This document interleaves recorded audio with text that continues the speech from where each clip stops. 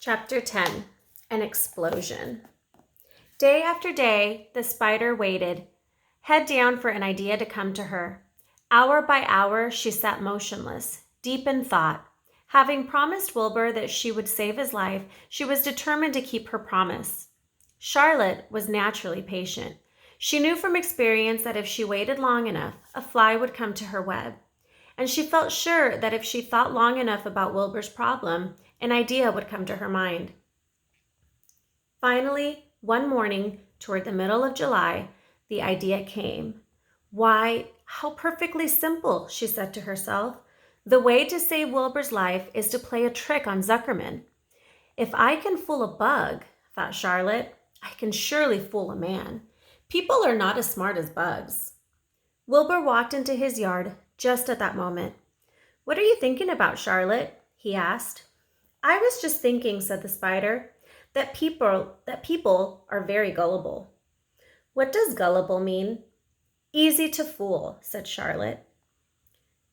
That's a mercy, replied Wilbur, and he lay down in the shade of his fence and went fast asleep. The spider, however, stayed wide awake, gazing affectionately at him and making plans for his future. Summer was half gone. She knew she didn't have much time. That morning, just as Wilbur fell asleep, Avery Arable wandered into the Zuckerman's front yard, followed by Fern. Avery carried a live frog in his hand. Fern had a crown of daisies in her hair. The children ran from the kitchen. Just in time for a piece of blueberry pie, said Mrs. Zuckerman. Look at my frog, said Avery, placing the frog on the drain board and holding out his hand for pie. Take that thing out of here, said Mrs. Zuckerman. He's hot, said Fern. He's almost dead, that frog. He is not, said Avery. He lets me scratch him between the eyes. The frog jumped and landed in Mrs. Zuckerman's dishpan full of soapy water. You're getting your pie on you, said Fern. Can I look for eggs in the hen house, Aunt Edith? Run outdoors, both of you, and don't bother the hens. I'm getting all over everything, shouted Fern. His pie is all over him. Come on, Frog, cried Avery. He scooped up his frog. The frog kicked, splashing soapy water onto the blueberry pie. Another crisis, groaned Fern. Let's swing in the swing, said Avery. The children ran to the barn. Mr. Zuckerman had the best swing in the county. It was a single long piece of heavy rope tied to the beam over the north doorway. At the bottom end of the rope was a fat knot to sit on. It was arranged so that you could swing without being pushed. You climbed a ladder to the hayloft. Then, holding the rope, you stood at the edge and looked down, and were scared and dizzy. Then you straddled the knot so that it acted as a seat. Then you got up all your nerve, took a deep breath, and jumped. For a second, you seemed to be falling to the barn floor far below. But then suddenly, the rope would begin to catch you, and you would sail through the barn door going a mile a minute, with the wind whistling in your eyes and ears and hair. Then you would zoom upward into the sky and look up at the clouds, and the rope would twist, and you would twist and turn with the rope. Then you would drop down, down, down, out of the sky and come sailing back into the barn, almost into the hayloft, then sail out again. Not quite so far this time. Then in again, not quite so high, then out again, then in again, then out, then in, and then you jump off and fall down and let somebody else try. Mothers for miles around worried about Zuckerman's swing. They feared some child would fall off, but no child ever did. Children almost always hang on to things tighter than their parents think they will. Avery put the frog in his pocket and climbed to the hayloft. The last time I swung in this tree, I almost crashed into the barn swallow, he yelled. Take that frog out, ordered Fern. Avery straddled the rope and jumped. He sailed out through the door, frog and all, and into the sky, frog and all. Then he sailed back into the barn. Your tongue is purple, screamed Fern. So is yours, cried Avery, sailing out again with the frog. I have hay inside my dress. It itches, called Fern. Scratch it, yelled Avery as he smiled back. It's my turn, said Fern. Jump off. "Fern's got the itch," sang Avery. When he jumped off, he threw the swing up to his sister. She shut her eyes tight and jumped. She felt the dizzy drop, then the supporting lift of the swing. Then she opened her eyes. She was looking up into the blue sky and was about to fly back through the door. They took turns for an hour. When the children grew tired of swinging, they went down toward the pasture and picked wild raspberries and ate them. Their tongues turned from purple to red. Fern bit into a raspberry that had bad-tasting bug inside and got discouraged. Avery found an empty candy box and put his frog in it. The frog seemed tired after his morning in the swing. The children walked slowly up toward the barn. They too were tired and hardly had the energy enough to walk.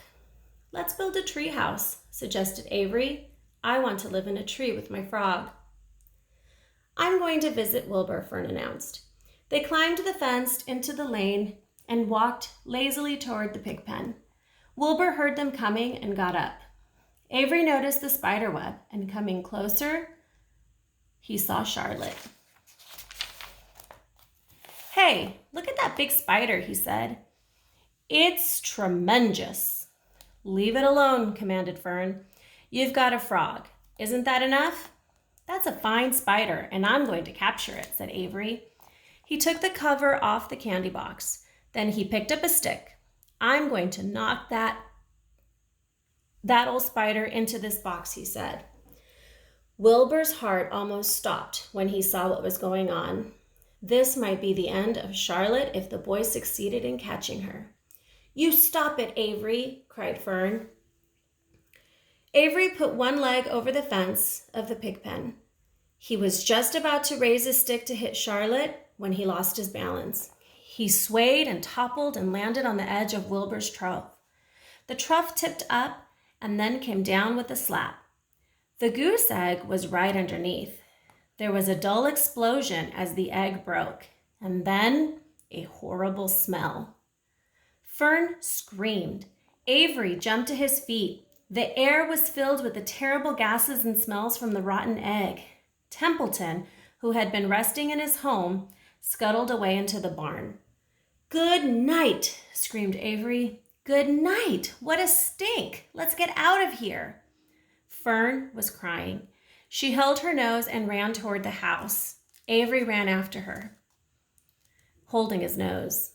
Charlotte felt greatly relieved to see him go. It had been a narrow escape. Later on that morning, the animals came up from the pasture: the sheep, the lambs, the gander, the goose, and the 7 gooselings. There were many complaints about the awful smell, and Wilbur had to tell the story over and over again of how the arable boy had tried to capture Charlotte, and how the smell of the broken egg drove him away just in time. "It was that rotten goose egg that saved Charlotte's life," said Wilbur. The goose was proud of her share in the adventure. "I'm delighted that egg never hatched," she gabbled. Templeton, of course, was miserable over the loss of his beloved egg, but he couldn't resist boasting. "It pays to save things," he said in a surly voice. "A rat never knows when something is going to come in handy. I never throw anything away." "Well," said one of the lambs, "this whole business is all well and good for Charlotte, but what about the rest of us? The smell is unbearable. Who wants to live in a barn that is perfumed with rotten egg?" "Don't worry, you'll get used to it," said Templeton. He sat up and pulled wisely at his long whiskers, then crept away to pay a visit to the dump. When Lurvy showed up at lunchtime carrying a pail of food for Wilbur, he stopped short a few paces from the pig pen. He sniffed the air and made a face. "What in thunder?" he said, setting the pail down. He picked up the stick that Avery had dropped and pried the trough up. "Rats," he said. "Phew, I might have known a rat would make a nest under this trough. How I hate a rat." And Lurvy dragged Wilbur's trough across the yard and kicked some dirt into the rat's nest, burying the broken egg and all Templeton's other possessions. Then he picked up the pail. Wilbur stood in the trough, drooling with hunger. Lurvy poured. The slops ran creamily down around the pig's eyes and ears. Wilbur grunted. He gulped and sucked and gulped, making swishing and swooshing noises, anxious to get everything at once. It was a delicious meal. Skim milk, wheat middlings, leftover pancakes, half a donut, the rind of her summer squash, 2 pieces of stale toast, a third of a ginger snap, a fish tail, 1 orange peel, several noodles from a noodle soup, the scum off a cup of cocoa, an ancient jelly roll, a strip of paper from the lining of the garbage pail, and a spoonful of raspberry jello. Wilbur ate heartily. He planned to leave half a noodle and a few drops of milk for Templeton. Then he remembered that the rat had been useful in saving Charlotte's life, and that Charlotte was trying to save his life. So he left a whole noodle instead of half. Now that the broken egg was buried, the air cleared and the barn smelled good again. The afternoon passed and evening came. Shadows lengthened. The cool and kindly breath of evening entered through doors and windows. Astride her web, Charlotte sat moodily eating a horsefly and thinking about the future. After a while, she bestirred herself. She descended to a center of the web, and there she began to cut some of her lines. She worked slowly but steadily, while the other creatures drowsed.